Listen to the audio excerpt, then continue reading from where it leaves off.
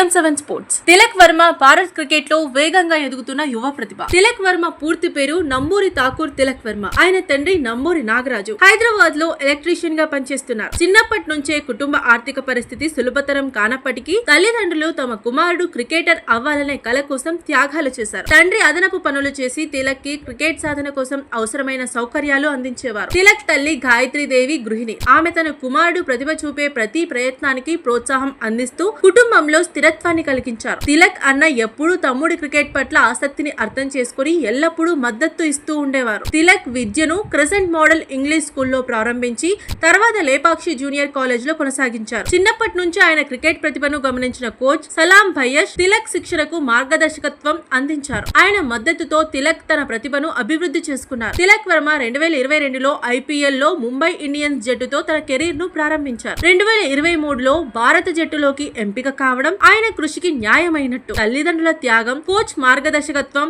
మరియు తిలక్ పట్టుదల కలిసినందున ఆయన నేటి స్థాయికి చేరుకున్నారు. సాధారణ కుటుంబం నుంచి వచ్చిన యువకుడు క్రికెట్ ప్రపంచంలో ప్రతిభ చూపిన కథ ప్రతి కళ కలిగిన యువతకు స్ఫూర్తిగా నిలుస్తుంది.